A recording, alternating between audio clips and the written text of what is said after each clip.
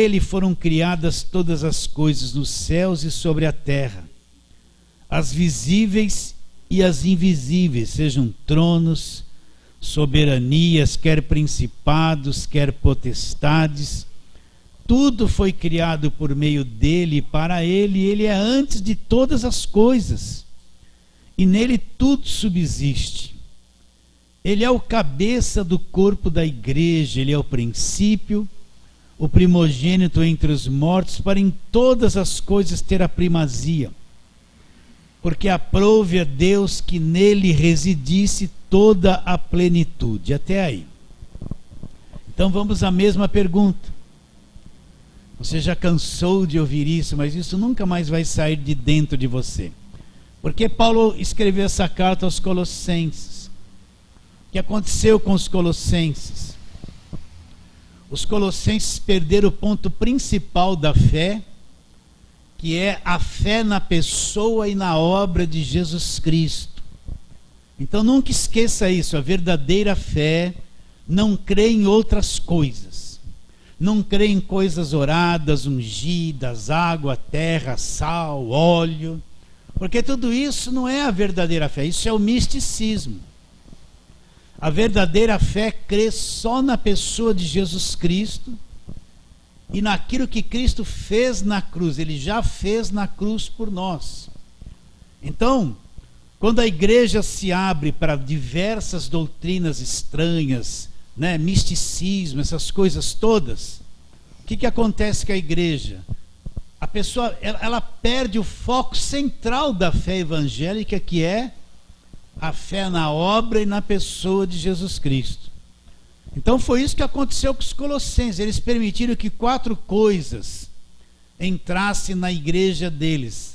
A primeira coisa que eles permitiram que entrasse na igreja foi o asceticismo, o rigor ascético. O que quer dizer isso? Asceticismo é toda obra que a igreja, a religião, a liderança me impõe para fazer, dizendo que é para Deus e que me traga punição. Vocês estão entendendo o que eu estou dizendo? Então o que é o asceticismo? Hoje em dia você vê um monte de coisa sendo imposta sobre as pessoas. Você tem que pagar preço, é a doutrina do pagar preço, tudo tem um custo. Tudo é um sacrifício que você tem que fazer. Tudo é um peso. Hoje em dia tem igrejas esmagadas pelo peso que a liderança impõe sobre a vida delas. É o asceticismo, fica aquele povo acuado, cheio de coisas nas costas deles, né? Que eles são obrigados a fazer, e se não fizer aquilo, eles vão ser largados por Deus. O diabo vai vir sobre a vida deles, né? Eu vou falar uma delas aqui, na questão financeira, né? Hoje em dia você vê um verdadeiro terrorismo com relação ao dízimo. Eles leem aquele texto de Malaquias que é lei escrito para o povo judeu, né? Quem estava roubando os dízimos e as ofertas eram os judeus, eram os sacerdotes, aquele povo. Se você ler Malaquias, você vai ver que a igreja nem existia ali. Mas hoje em dia existe um verdadeiro asceticismo em cima disso. Eles vão aprisionar as pessoas dizendo, olha, se você não for dizimista, você vai para o inferno, porque você vai ser ladrão. O que Deus diz lá em Malaquias 3? Roubará o homem a Deus? Em que te roubamos? Nos dízimos e nas ofertas. Então existe um terrorismo. Olha, se você não der o dízimo, você é ladrão. Você está roubando a Deus e você vai para o inferno se você não der o dízimo. Então dar o dízimo é mais poderoso do que a obra da cruz, porque se eu não dou, eu sou ladrão e vou para o inferno, o que vai acontecer? Então a obra da cruz é fraca perto da prática de dar o dízimo, né? Então, com maldição sois amaldiçoados. Então põe aquela maldição, você não foi dizimista, está debaixo de maldição. Olha lá, o devorador vai devorar o fruto da terra. Isso é um tipo de asceticismo. Então você vê uma pessoa, olha, presta atenção, eu já vi isso, por isso eu posso falar. O filho está precisando de um remédio, porque está doente. Ela está com aquele dinheiro na mão. Não, se eu não der o dízimo, eu vou para o inferno. Ela Vai dar, porque é aprisionada na mente.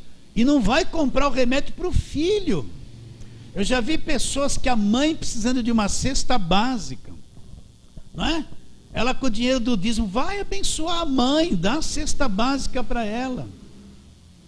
Não, porque a igreja, Deus, ele pensa que dar o dízimo na igreja é por Deus em primeiro lugar. Não tem nada a ver. Então deixou a coitada da mãe que criou, que ajudou, necessitada, porque o terrorismo na cabeça dela, com maldição sois amaldiçoados. Isso é um tipo de asceticismo. Então o que é o asceticismo? E depois que eu falei isso, você vai ver o que vai vir na internet. O asceticismo é tudo aquilo que escraviza, que cobra, que oprime, que traz sofrimento. Tem asceticismo psicológico. A pessoa faltou numa campanha, o líder fala assim, ó, deu brecha, o diabo vai te pegar, você tem que vir em 7 dias, né? Aquela pressão psicológica na cabeça das pessoas traz sofrimento psicológico.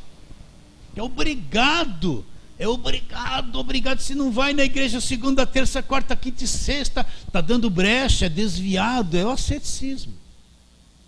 Isso entrou, lá eles tinham um rigor ascético, um rigor de sofrimento, nós vamos ver isso mais para frente. Que outra coisa entrou lá na igreja, o gnosticismo. Eles faziam até, eles queriam ser tão espirituais que eles faziam culto para anjos. E lá na igreja tinha aqueles com a mente carnal, que nem Paulo fala, que tinha um monte de visões, e controlava o bel prazer dele a vida dos colossenses. Ó, Deus me mostrou, eu vi, Deus me revelou. É o gnosticismo. E além disso é querer sentir o Deus na carne. As pessoas querem tremer, estrebuchar, né? Aí sapato de fogo, canela de fogo, o fogo vai pegar, olha o varão de branco, olha o anjo, eles querem, o gnosticismo. Eu quero sentir um Deus na carne. Quero sentir um Deus que me arrepiou, sentiu um arrepio, um calor. Deus não é nem arrepio, nem calor. Vocês estão entendendo o que eu estou dizendo? Não? Então fica aquele monte de gente gritando, como se fosse o maior poder. Aí sai na rua, não consegue nem ser crente lá fora. Não fala de Jesus para ninguém. Dentro da igreja é o fogo, lá fora apaga. Não tem mais fogo. Então é o gnosticismo, né? Tem gente que gosta disso, né? Tinha uma irmã que vinha na nossa igreja. Ela era uma igreja que ficava lá chupando cana, ficava assim. Aí vem na nossa igreja, tem palavra. Ela falou assim, aqui não dá lugar para o Espírito Santo, porque dá lugar para o Espírito Santo é chupar cana e dizer que o Espírito Santo é o poder de Deus. Isso é dar lugar para o Espírito Santo. Olha isso, meus irmãos, isso aí, a maior parte do pentecostalismo está assim, é fogo puro, só fala assim, é fogo puro. Fogo puro é essas coisas. Vocês estão entendendo? É o gnosticismo. Aí você vê a pessoa se descontrolando. O cara passa com paletó, vai todo mundo pro chão, né? Nossa, que poder. Só que não muda de vida, nem não abre entendimento para o evangelho. Isso é o quê? Gnosticismo. Qual a outra coisa que entrou? O misticismo. Hoje em dia você vê um culto, tem um pouquinho de macumba, de espiritismo, de catolicismo, não tem? E alguma coisa que fala de Jesus. Então você vê a pessoa, a água benta, que era da igreja católica, se tornou agorada para pôr no carro que vai curar, para pôr em cima do rádio que vai curar, não é? Põe um copo, todo mundo da televisão põe um copo com água. Deus, eu consagro, em nome de Jesus, eu consagro essa água, tome agora que essa água vai, sabe?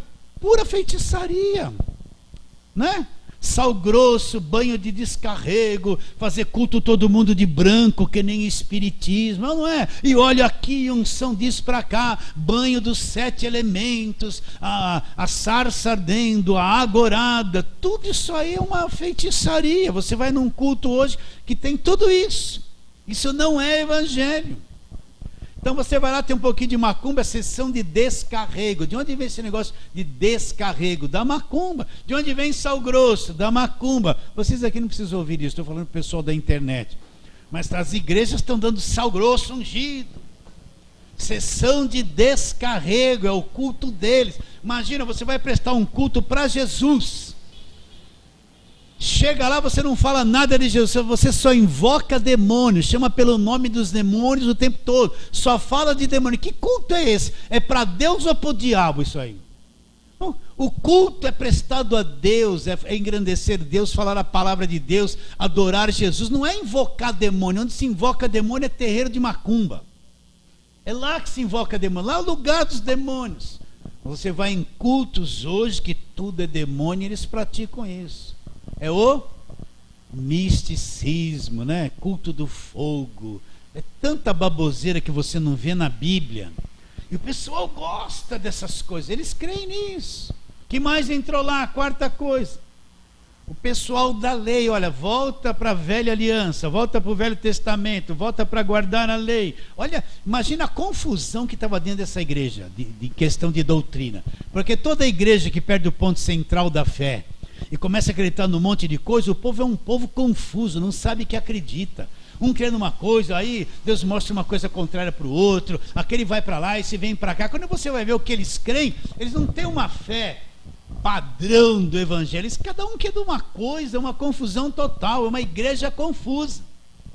Então Paulo explica que a lei era uma sombra, não era uma imagem real. Tudo aquela sombra passou, Jesus já veio, e a imagem real é Jesus Cristo, é o evangelho.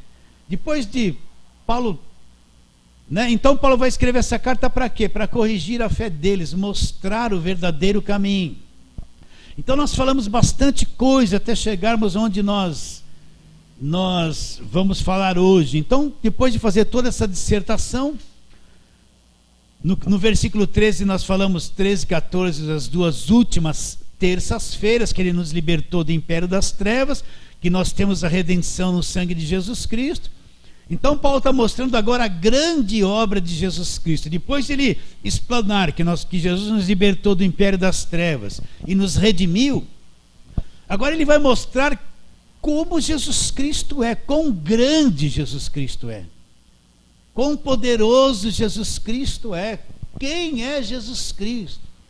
Porque a pessoa fala que crê em Jesus, às vezes não sabe biblicamente quem é Jesus. Não tem nenhuma noção do verbo que se fez carne, né? Então Paulo começa dizendo no versículo 15, olha lá, quem é Jesus? Olha lá. Este é a imagem do Deus invisível. Olha o que Paulo está dizendo. Sabe quem é Jesus?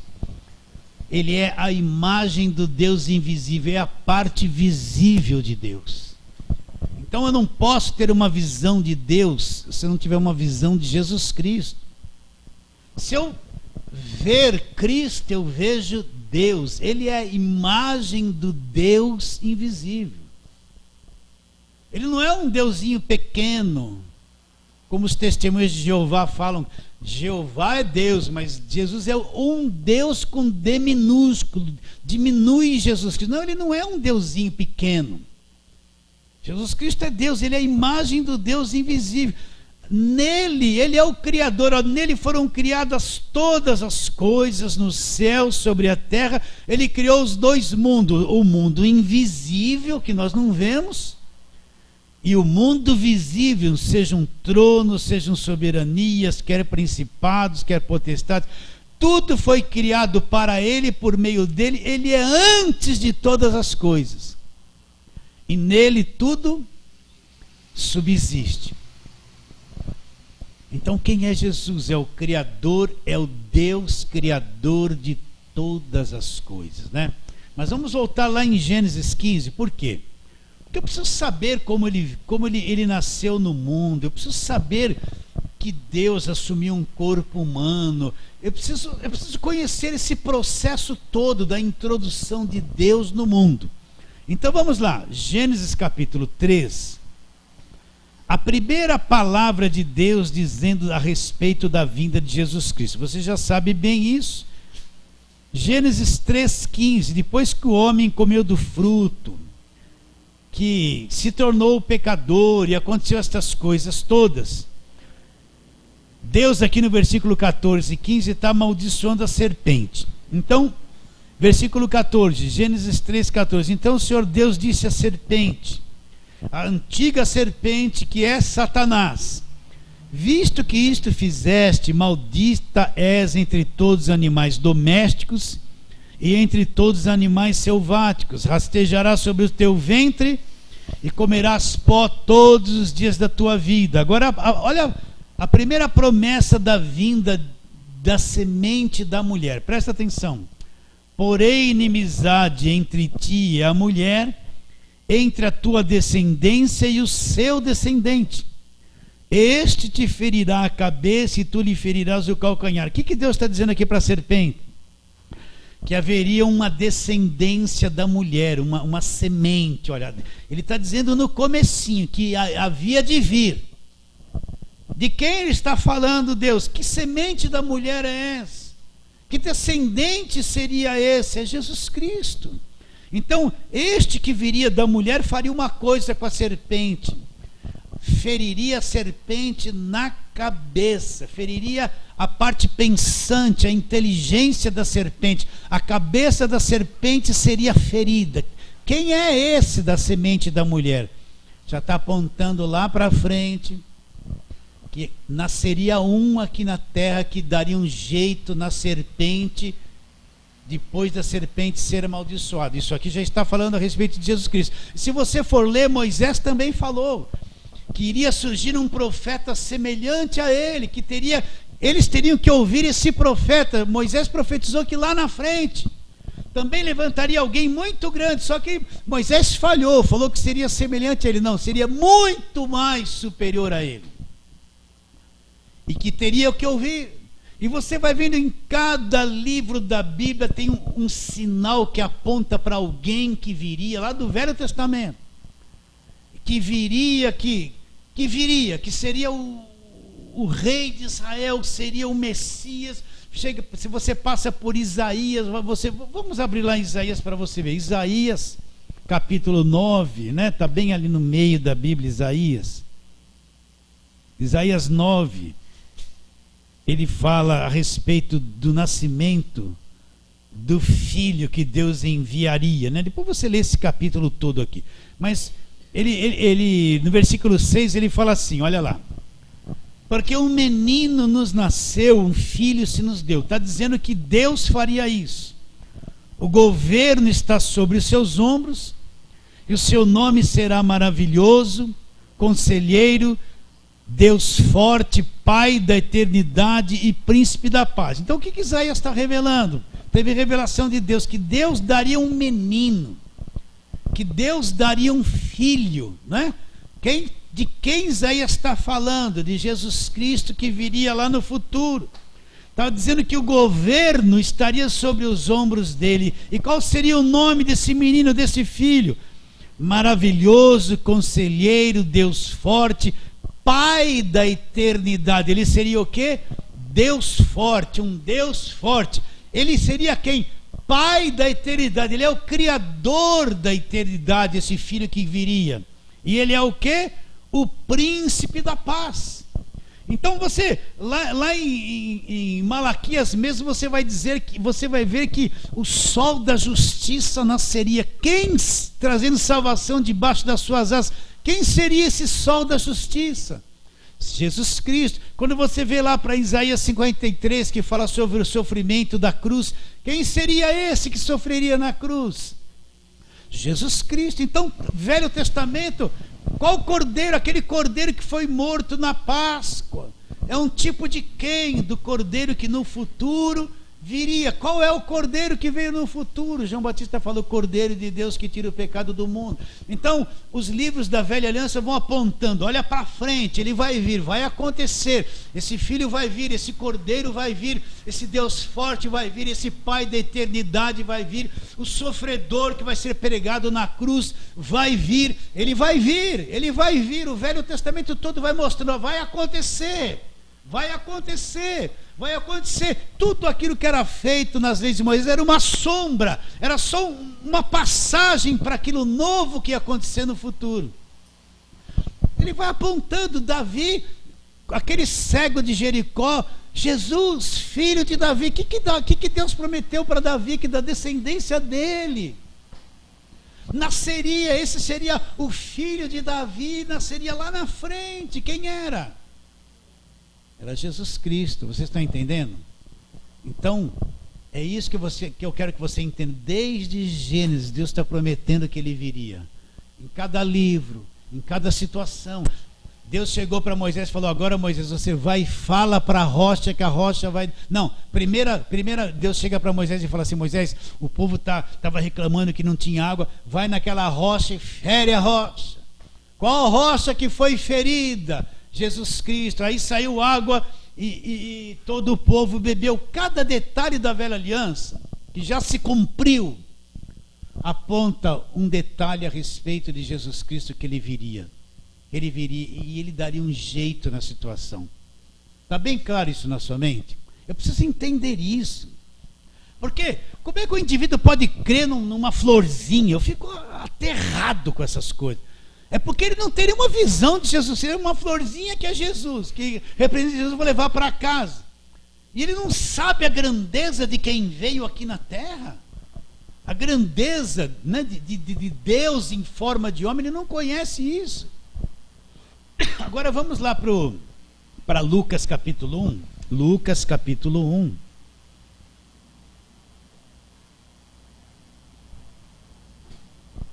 Vamos ver Jesus nascendo, a promessa dele, ele se cumprindo tudo aquilo que estava escrito na velha aliança a respeito dele. Lucas capítulo 1, a partir do versículo 26, olha, é isso aqui mesmo, olha, presta atenção, vamos ler, Lucas 1, 26. No 6º mês foi o anjo Gabriel enviado da parte de Deus para uma cidade da Galiléia chamada Nazaré, uma cidade pobre, de gente pobre, simples, a uma virgem desposada com certo homem da casa de Davi, cujo nome era José. A virgem chamava-se Maria. Então a virgem era noiva de José, era virgem, ela estava tendo a vida normal dela, e esse anjo foi visitá-la, né? E entrando o anjo onde ela estava, disse: alegra-te, muito favorecido, o Senhor é contigo. Ela, porém, ao ouvir esta palavra, perturbou-se muito e pôs a pensar: o que significa essa saudação? Mas o anjo lhe disse, o anjo apareceu para ela, apareceu: Maria, não temas, porque achaste graça diante de Deus. Olha a palavra do anjo para ela: eis que conceberás e darás à luz a um filho, que chamarás pelo nome de Jesus. Este será grande e será chamado Filho do Altíssimo. Deus, o Senhor, lhe dará o trono de Davi, seu pai. Olha lá, na velha aliança. Ele reinará para sempre sobre a casa de Jacó, e o seu reinado não terá fim, um reinado eterno. Para ter um reinado eterno, ele precisava ser um rei eterno. Então disse Maria, o anjo: como será isso? Eu não tenho relação com homem algum. Ela era noiva de José, mas não tinha relação com José. Respondeu-lhe o anjo: descerá sobre ti o Espírito Santo, o poder do Altíssimo te envolverá com a sua sombra. Por isso também o ente santo que há de nascer será chamado Filho de Deus, né? E Isabel, tua parente, igualmente concebeu um filho na sua velhice, sendo este já o 6º mês para aquela que diziam ser estéril. Porque para com Deus não haverá impossíveis em todas as suas promessas. Então disse Maria: aqui está a sua serva, que se cumpra em mim conforme a tua palavra. E o anjo se ausentou. Ela creu e recebeu aquela palavra. Então, repare bem, o anjo Gabriel visita esta virgem e promete que ela vai ter um filho. Olha a cabeça ela era uma moça nova. Vem essa saudação e essa palavra. Olha o nó que deu na cabeça dela. Ela falou: mas como isso vai ser? Eu não tenho relação com homem nenhum. E ele disse como seria ser. Olha a tecnologia. Descerá sobre ti o Espírito Santo, e o poder do Altíssimo te envolverá com a sua sombra, e o ente santo que há de nascer será chamado Filho de Deus. Pensa nisso um pouquinho. Agora eu vou explicar aquilo que você já sabe. Ele não poderia vir de outra forma. Para ele entrar no nosso mundo e nascer, para Deus se humanizar, ele estabeleceu um princípio aqui na terra: só faz parte desse mundo quem nasce nesse mundo, com essa natureza do mundo. Ele não podia quebrar isso. Então o que ele faz? Ele vem, olha a tecnologia, gente. Nossa, como é que eu vou te explicar isso? Ele vem de uma outra dimensão. Ele precisa nascer como um de nós para ser semelhante a nós. Ele precisa ter um corpo humano semelhante ao nosso. E como é que se nasce aqui na Terra? Através de uma gravidez. Não tem outra forma de se nascer. Então ele precisa passar por esse processo para ter um corpo humano e se fazer Deus, se fazer homem, se transformar num homem, aparecer aqui na Terra semelhante a mim e semelhante a você. Ser ao mesmo tempo Deus e ao mesmo tempo estar num corpo humano, ser homem. Não tinha outro meio. Então olha só o processo. Nós vamos ler que ele se fez, ninguém fez ele. Ele se fez carne. Então nós não sabemos que processo, que mutação teve que ocorrer no céu. Nós vamos ler Filipenses que ele se esvaziou, é só isso que a Bíblia informa, para assumir a forma de homem. Mas houve uma mutação, houve um processo, uma coisa que mente alguma pode compreender, porque ele veio e o Espírito Santo vem e introduz ele num ventre de uma mulher, para nesse ventre ser gerado um corpo humano semelhante a mim, semelhante a você. Então ele vem de uma outra dimensão, olha. E tem uma mulher virgem que nunca ninguém tocou nela, ela é virgem, ela não é mãe de Deus, que nem os católicos falam, ela é só um instrumento de passagem, porque Deus já existia, ela não gerou Deus, Deus já existia antes dela. Agora, como que ele foi posto no ventre? Né? O homem tem a relação sexual com a mulher, sai a semente masculina, vai lá, fecunda o ovário da mulher, aquela semente já é a criança. Fecunda, ali tem todo um processo para ela ficar ali e nascer uma criança. Aquilo não teve uma semente humana que foi posta ali no ventre de Maria, ela veio dos céus. Como esse processo ele se resumiu a isso? A mente humana não consegue, só pela fé que você entende. Então ele veio e foi trazido e posto ali essa semente, no ventre de Maria, e ele teve que passar todo o processo para nascer como eu e como você. Vocês estão entendendo? Então a semente é celestial, é de Deus, vem uma semente de Deus, não é de um pecador, de um mortal como nós, contaminado pelo pecado como nós. E é instalada ali naquele ventre, naquele útero, e vai passar todo o processo de uma gestação de 9 meses até ele nascer. Não é? Você entende isso ou não? Uma vez eu vi um monge dizendo assim, eu não posso aceitar o cristianismo, monge budista. Eu não creio em nada disso, porque fala que nasceu de uma virgem. Não tem como nascer de uma virgem. Essa conversa que ele nasceu de uma virgem, eu não posso aceitar, porque a mente dele não entendia um nascimento sem um contato de um homem e de uma mulher. Mas é isso que aconteceu. O poder de Deus veio, trouxe Jesus.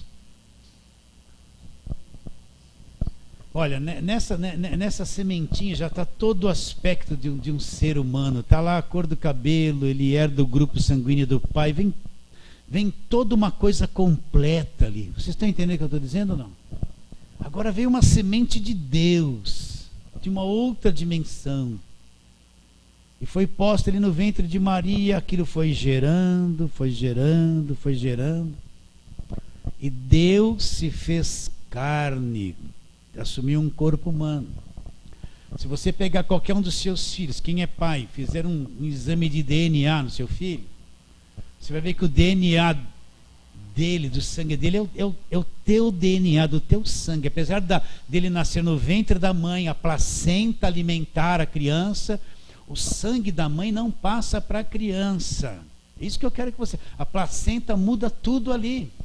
O grupo sanguíneo da criança é do pai. Faz um exame de DNA e é o mesmo grupo sanguíneo do pai. Jesus teve a mãe humana, mas ele não teve um pai humano. Que grupo sanguíneo Jesus Cristo teve? Isso que eu quero que você entenda. O grupo sanguíneo de Deus, você entende ou não? Deus, na pessoa de Jesus Cristo, passou a ter sangue, mas não era um sangue como o meu, e como se era um sangue de Deus, sem pecado, puro. Então Deus, ele vem de uma outra dimensão, chamada Reino dos Céus. Ele passa por um processo de nascimento e nasce como uma figura humana. Ele veio. Era isso que desde o começo, o que Deus falou? Da semente da mulher, a semente da mulher. Vai nascer alguém da mulher. Essa mulher que foi enganada. Vai nascer alguém que vai haver uma inimizade contra a serpente e vai ferir a serpente na cabeça. Então, Jesus Cristo é Deus, homem. Homem, Deus, perfeito. Vocês entendem isso que eu estou dizendo ou está meio cansativa essa conversa? Perfeito. Então ele veio, passou por esse processo e nasceu na terra o homem, Deus, o Deus, homem. Está claro isso? Isso é coisa fantástica. É só pela fé que a gente entende e tem revelação. Se você for raciocinar, hoje você tem nenê de proveito, essas coisas todas. Mas olha, 2000 e poucos anos atrás, que conhecimento eles tinham a respeito disso? Nenhum. Então ele veio nascer como eu e como você, se submeteu ao sistema, aos princípios deste planeta para ser um como eu e como você. Então Deus vem e assume um corpo humano, assume uma forma humana, ele tem uma mãe natural, mas não tem um pai natural. O pai dele é Deus, a genética dele é uma genética de Deus, o grupo sanguíneo dele é um grupo sanguíneo de Deus. Deus agora passa a ter sangue na pessoa de um homem, Deus homem, que é Jesus Cristo. Então Jesus Cristo é Deus em forma de homem, não é alguém menor, pequeno, inferior, entende? Não é alguém fraquinho que nasceu, não, Deus veio aqui na terra e nasceu semelhante à sua própria criação. Está bem claro isso? Ele, agora eu vou dizer uma coisa para você, que já digo sempre aqui. Ele é o verdadeiro extraterrestre. Só que ele não veio com um disco voador cheio de luzes, com uma tecnologia dizendo: terráqueos, vocês estão na minha mão. Não veio um disco voador, ficou paradinho ali, cheio de luzes. Não, ele veio assim, ó, olha a tecnologia dele. Ninguém nem viu isso, nem percebeu. Ele veio de lá e nasceu aqui. Ele se fez isso. Ele é o verdadeiro extraterrestre. Entende isso não? Hã? Ele é o verdadeiro extraterrestre. E está aqui, ó, quer ouvir a fala dele? Está aqui, a nova aliança é a fala dele, né? Todo o livro do Velho Testamento tem uma parte que aponta para que ele viria. Quando se cumpriu a plenitude do tempo, ele veio em forma de homem. Se cumpre. O que ele veio fazer? Ele veio buscar e salvar o quê? Salvar aquilo que se havia perdido. Então vamos lá, João, você está em Lucas, João. Vamos lá para João agora. Vamos ler lá o que João viu, o que o Espírito de Deus revelou a João. João capítulo 1. Só por revelação. Eu falando isso para você, eu me sinto tão limitado, tão incapacitado. Entende? Porque eu estou falando palavras, né? No meu espírito aqui eu compreendo um pouquinho. Para você entender isso, é só o Espírito Santo revelando, abrindo o teu entendimento para você ver. Me sinto tão assim limitado em falar de uma coisa tão grande, gigantesca. Mas confio no Espírito Santo que abre o entendimento, que faz a pessoa entender a verdade e dá a visão certa da pessoa de Jesus Cristo. Então olha aqui, João 1. No princípio era o verbo estava com Deus, e o verbo era quem? Era Deus, o verbo da vida, Jesus. Ele estava no princípio com Deus. Todas as coisas foram feitas por intermédio dele. Sem ele nada do que foi feito se fez. Versículo 10, o verbo estava no mundo, o mundo foi feito por intermédio dele, mas o mundo não o conheceu. Veio para o que era seu e os seus não o receberam. Quem era o que era os seus? Era o povo judeu, ele veio para eles. Mas eles não o receberam, não creram nele, mataram ele na cruz. Mas a todos quantos o receberam, deu-lhes o poder de serem feitos o quê? Filhos de Deus, a saber os que creem no seu nome, os quais não nasceram do sangue, nem da vontade da carne, nem da vontade do homem, mas de Deus. Olha aí, o verbo se fez carne, foi ele que se fez. Esse processo que eu acabei de falar para você, foi ele que se fez, tudo ele que se fez. O verbo se fez carne, Deus se fez carne, Deus assumiu um corpo humano e o verbo se fez carne e habitou entre nós, cheio de graça e de verdade. Vimos a sua glória, glória como do unigênito do Pai. Então o verbo se fez carne. Quem é ele? Ele é o criador de todas as coisas, conforme nós lemos em Colossenses. Criou o mundo visível e o mundo invisível. Vamos lá para Filipenses agora, vamos ver outro aspecto aqui. Filipenses, capítulo de número 2, que fala a mesma coisa, mas com aspecto diferente. Filipenses 2, 5. Filipenses 2, 5, onde diz: tende em vós o mesmo sentimento que houve também em Cristo Jesus, pois ele, subsistindo em forma de Deus, não julgou com usurpação ser igual a Deus, aquele corinho que Osmar sempre canta aqui, aquele louvor. Antes a si mesmo se esvaziou, assumindo a forma de servo, tornando-se em semelhança de homens, reconhecido em figura humana. Quando ele fala assim, antes a si mesmo se esvaziou, assumindo a forma de servo, nós não sabemos esse processo que Jesus Cristo teve que passar, o que é esse se esvaziar daquela glória toda que ele tinha.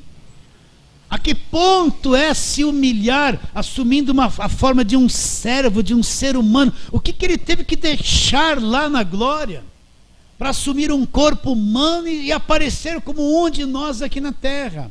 Nós não sabemos. É muito... a gente, humanamente lendo isso, a nossa cabeça é tão pequena, não consegue ver. A si mesmo se esvaziou, assumindo a forma de servo, tornando-se em semelhança de homens. Ele subsistia em forma de Deus, não julgou com usurpação ser igual a Deus, antes se esvaziou, aceitou tudo isso, assumindo a forma de servo, tornando-se em semelhança de homens e reconhecido em figura humana. A si mesmo se humilhou, tornando-se obediente até a morte, morte de cruz. Pelo que também Deus o exaltou sobremaneira e lhe deu o nome que está acima de todo nome, para que ao nome de Jesus se dobre todo o joelho no céu, na terra, debaixo da terra, toda língua confesse o quê? Que Jesus Cristo é? Jesus Cristo é o Senhor. Então ele se esvaziou. Então Paulo está querendo dizer que os colossenses têm que entender quem é Jesus, o que ele é, o que ele fez. Vamos um pouquinho mais para frente, Hebreus capítulo 1. Hebreus capítulo 1.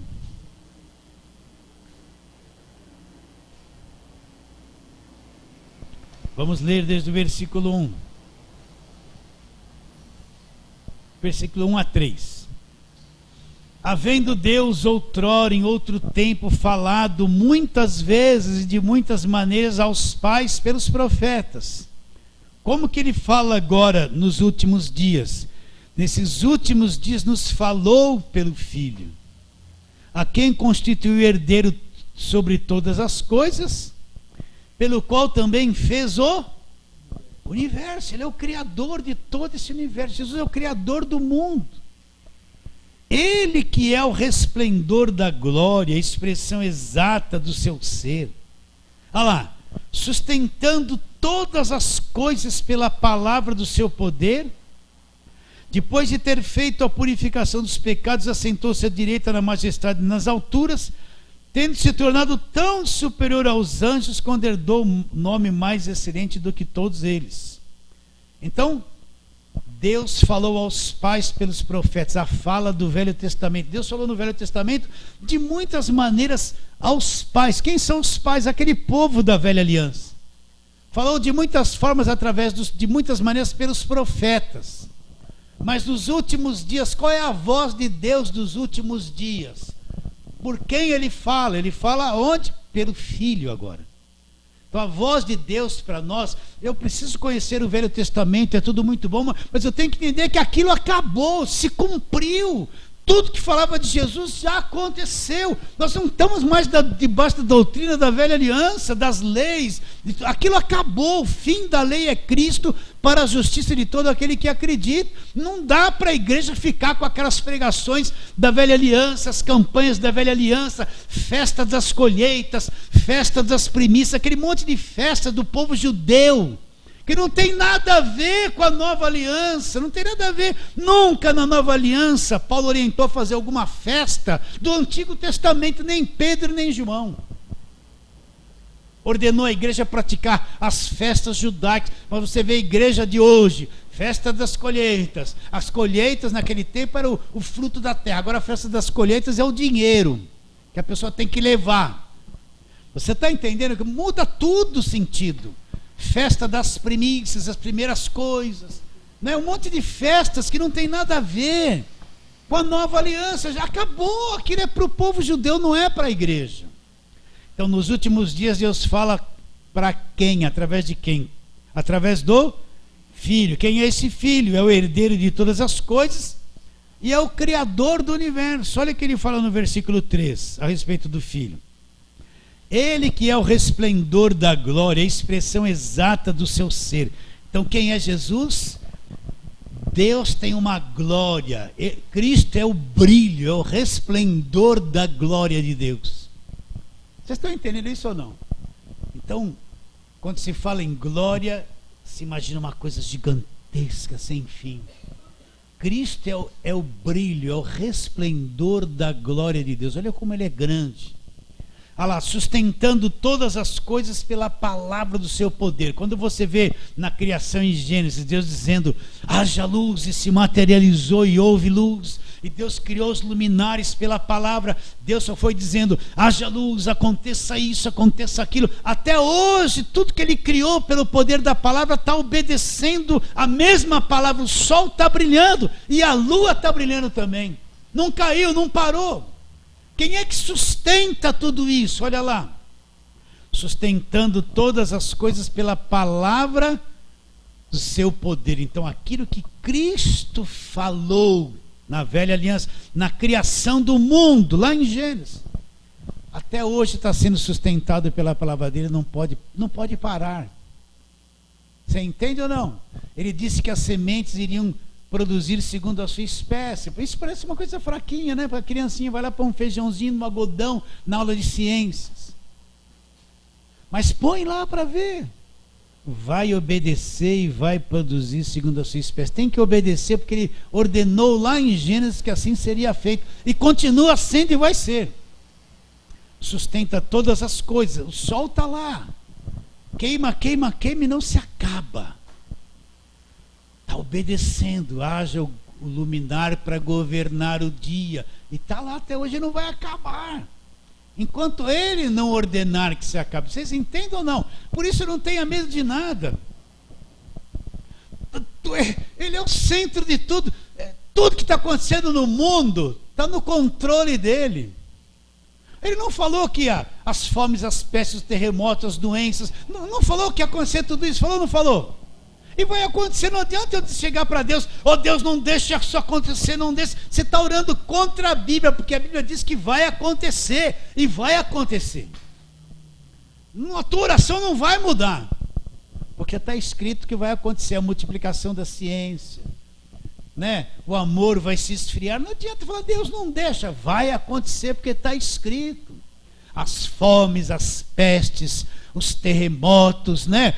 As nações estariam perplexas com o bramido do mar. Você já está vendo que o mar vem, já está destruindo cidade inteira numa onda só.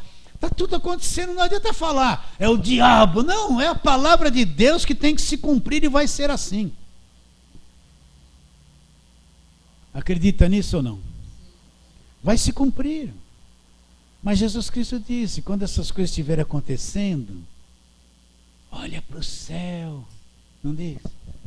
Próximo está a vossa redenção. Para quem é salvo tem que estar alegre. Opa, Jesus está vindo. Deixa eu ficar ligado nisso. Jesus está vindo, está acontecendo. Nação contra nação, reino contra reino, os pais contra filhos, um matando o outro, né? A coisa está acontecendo. Jesus disse o quê? Quando chega o verão, vocês olham e vê a figueira brotando, vocês não falam, olha, já está chegando o verão. Então, quando vocês verem esses sinais, próximo está a vinda, próximo, é isso mesmo, não vai mudar, só vai piorar. Esse cenário todo está sendo criado para a vinda do anticristo, que vai dar um jeitinho aparente nas coisas por um tempo. Vai vir, não adianta, não fica preocupado. Ai, um chipzinho aqui, ai, uma coisinha ali. Agora no banco alguém já pôs um chipzinho aqui. Não fica. Está chegando o chipzinho. Que bom. A marca da besta está chegando. Opa, Jesus está chegando também. Então como eu tenho que ficar? Ai meu Deus, ai Jesus vai voltar. Ai meu Deus, joga a televisão fora. Ai meu Deus, não. Está com medo do quê? Ai, vigia, irmão, vigia, ai, vigia. Não, isso aqui não conhece a verdade. Tudo é vigiar. Olha, dorme de paletó e gravata, porque se ele voltar e você não tiver de paletó e gravata, você vai ficar, irmão. Vigia! Esse é o vigiar para eles. Vai vivendo sua vida normal, olhando os sinais das coisas, com sabedoria. Vai vivendo a sua vida normal. Normal, porque a hora que ele vier, a Bíblia diz que ele vem.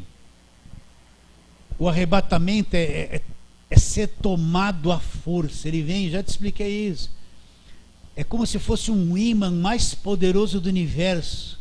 E o magnetismo só vai ser atingido quem é salvo.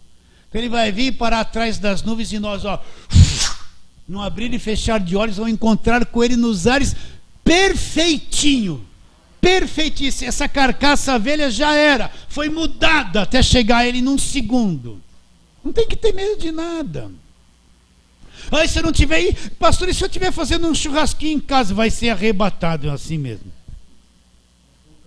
Não, mas eu não tenho que vigiar assim, ficar assim. Não, isso aí é essa pregação de medo que assusta, né? Que faz com que a pessoa não ria mais, não dê um sorriso para o vizinho que é macumbeiro, porque tem, né? Não visita mais um parente que é incrédulo, porque acha que é do diabo. Essa coisa que foi posta na nossa cabeça, que eu tenho que ficar assim, né? O jovem não pode jogar bola, porque se jogar bola é o demônio. Não é isso que pregava o pentecostalismo pesado?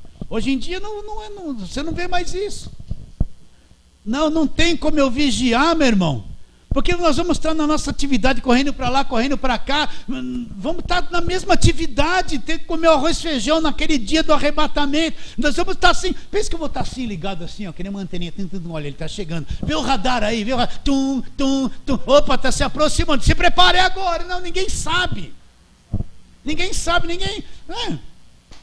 mas que vai acontecer, vai acontecer. Próximo está a nossa redenção. Agora, quem é que vai receber esse magnetismo dele? O verdadeiro crente, a igreja, os nascidos de Deus, os chamados, escolhidos, predestinados. O resto, a religião vai ficar. Ainda vai ter muito culto depois. Viu? Vocês entendem o que eu estou dizendo ou não? Vai ter. Porque toda essa religiosidade vai ficar, não sobe não. E eu desviei do ponto aqui, hein? Vamos em frente. Eu li agora Hebreus. Ele que é o resplendor da glória, a expressão exata do seu ser, sustentando todas as coisas pela palavra do seu poder, depois de ter feito a purificação dos pecados, assentou-se à sua direita na majestade e nas alturas. Até aí. Vamos um pouquinho mais para frente. Chegamos aqui em Hebreus, né? Agora vamos lá para João. Quais declarações que Jesus fazia a respeito de si mesmo? João 14.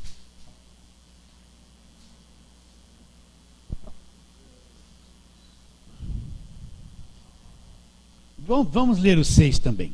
João 14, 6 em diante. Respondeu-lhe Jesus: eu sou o caminho, a verdade e a vida. Ninguém vem ao Pai senão por mim.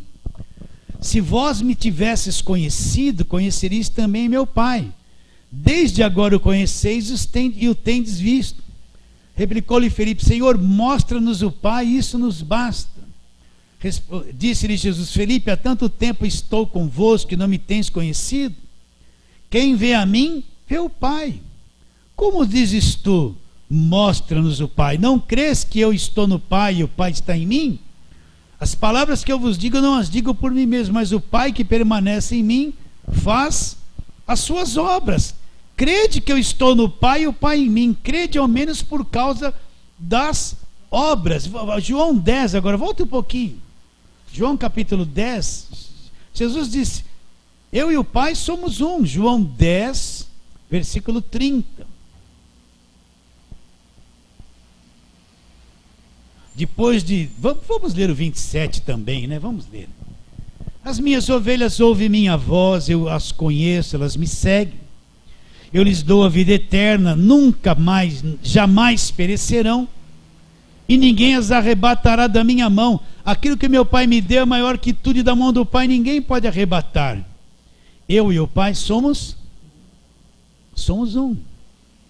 Eu e o Pai somos um. Eu e o Pai somos um. Então, por isso que eu falo, quem vê Jesus, vê Deus. Eu não posso ver Deus se eu não tiver uma visão clara a respeito de Jesus Cristo. Se eu não tiver uma visão clara a respeito de Jesus, eu não vou ter uma visão clara a respeito de Deus. Não vou ter uma visão clara a respeito de Deus. Então, os colossenses se desviaram disso, se desviaram do ponto central da fé, que é a pessoa de Jesus Cristo. Agora vamos voltar lá em Colossenses 1, 15 a 19, onde nós estamos. Volta lá. E depois a gente vai para a 1 de João para terminarmos. Vamos lá, Colossenses 1.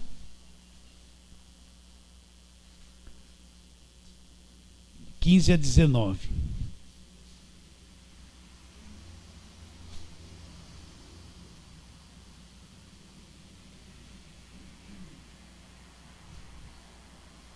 Olha o que, vamos ler com calma para falar de novo.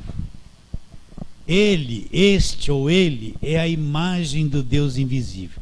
Colossenses, vocês começaram a cair na crendice, no gnosticismo, no misticismo, estão voltando para a lei, estão aí no asceticismo, cheio de coisas. Sabe quem é Jesus? Ele é a imagem do Deus invisível. A parte visível de Deus é Jesus, o primogênito de toda a criação. Versículo 16, pois nele, ele é o criador de tudo. Olha, pois nele, em Cristo, foram criadas todas as coisas, nos céus e sobre a terra. Ele criou os dois mundos, o mundo visível e o mundo invisível. Então quer dizer o quê? Esse mundo visível aqui, ele é a expressão de um mundo invisível. Então Jesus criou um mundo invisível, os céus, os anjos, os arcanjos, os serafins, os querubins, todos os seres celestiais, foi ele que criou. Ele criou o mundo visível, invisível e o mundo visível. Tudo que você vê, os céus, a terra, tudo que neles há, Jesus criou pelo poder da sua palavra e mantém tudo isso.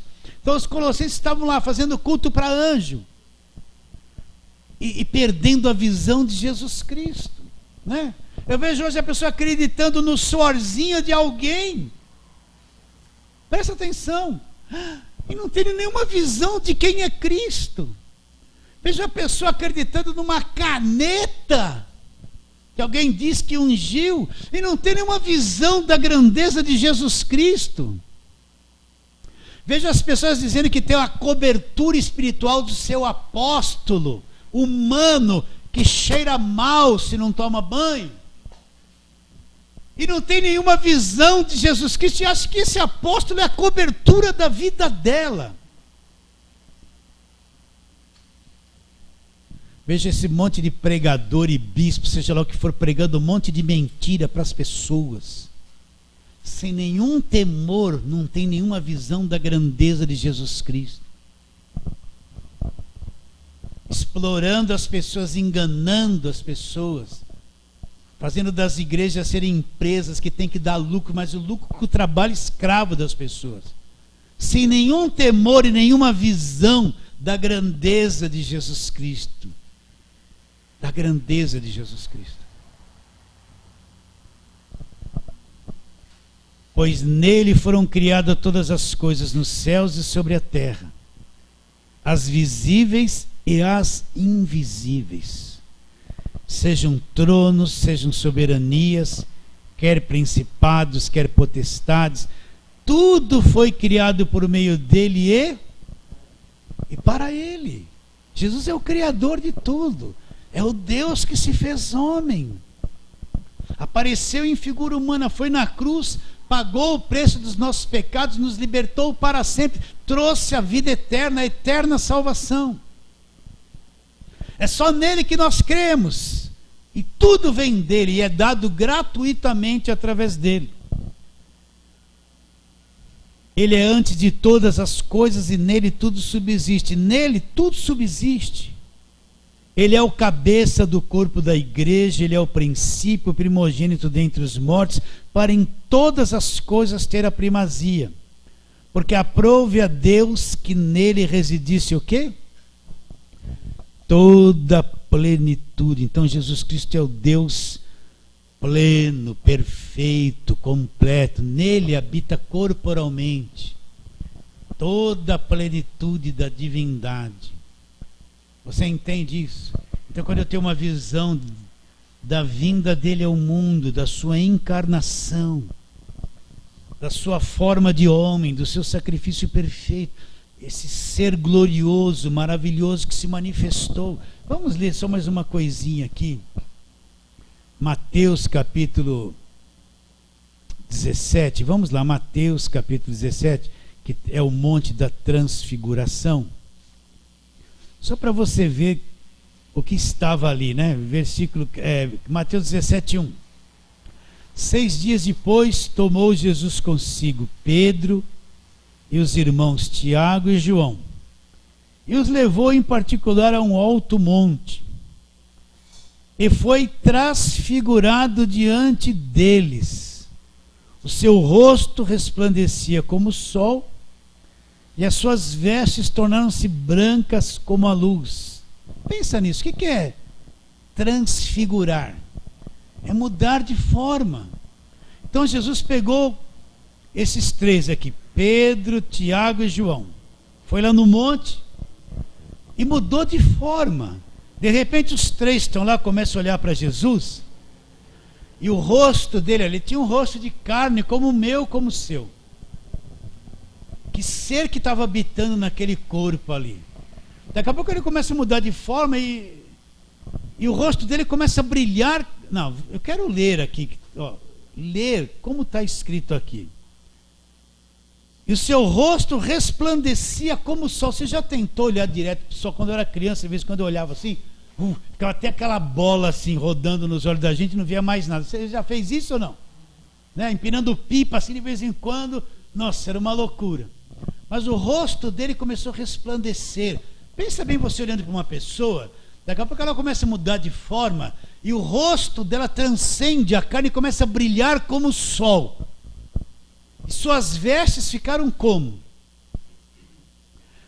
E as suas vestes tornaram-se brancas como a luz. Que ser que estava ali em forma de homem? O rosto começou a brilhar. Olha o Deus interior. Vocês estão entendendo, não?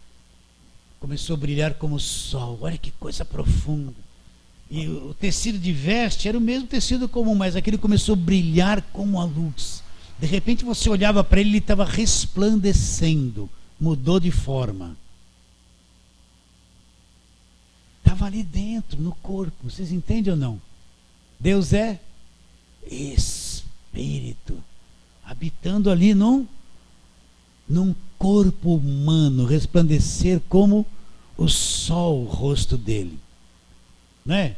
Por que ele não brilhou assim o tempo todo? Não era o momento, ele foi brilhar só no monte para Pedro, Tiago e João. registrarem isso que nós estamos lendo aqui e vê-lo como ele é. E para terminarmos, vamos lá, 1 de João, capítulo 5. 1 de João, lá no finalzinho. Eu não estou crendo num Deus pequeno, fraquinho, que me deixa na mão do diabo, que me põe em medo, que me abandona, que só quer me trazer prova, que só fica me acusando, só fica apontando o dedo. Ele quer que eu fique sofrendo para pagar preço para ele me dar alguma coisa. Eu não creio nisso, gente. Eu não creio nisso. 1 de João 5, 20. Também sabemos que o Filho de Deus é vindo e nos tem dado entendimento para reconhecermos o verdadeiro. E estamos no verdadeiro, em seu Filho Jesus Cristo. Quem é Jesus Cristo? Este é o verdadeiro Deus e a vida eterna. Quem é esse Filho Jesus Cristo? O verdadeiro Deus e a vida eterna. Aí ele diz, filhinhos, guardai-vos dos ídolos. Quem é Jesus Cristo? O verdadeiro Deus e a vida eterna. Então, o que aconteceu com os colossenses? Eles perderam esse ponto de vista. A fé deles foi desvirtuada para outras coisas que não era evangelho. É como nos dias de hoje, é doutrina da prosperidade, doutrina da maldição, é conquistar isso, conquistar aquilo, é ter Deus para arrumar dinheiro, é isso e aquilo. O povo perdeu Jesus Cristo de vista, perdeu o evangelho de vista. Eles não estão vendo Jesus Cristo. É por isso que crê nessa parafernália de coisa. Então Paulo escreve a carta para quê? Voltem à verdadeira fé. Vocês se desviaram da verdadeira fé. Olha a grandeza que é Jesus Cristo, Criador de todas as coisas. Deus que se fez homem, assumiu um corpo humano. Vocês perderam isso de vista, estão crendo, fazendo culto para anjos. A Bíblia diz que os anjos têm que adorar Jesus. Os anjos têm que adorar Jesus. Então Paulo escreve essa carta para corrigir, trazê-los de volta à verdadeira fé e à verdadeira sobriedade. Fala assim, amém. Então vamos terminar. Deixa eu falar uma coisinha com os irmãos. Nós temos que pagar o aluguel agora, quinta-feira.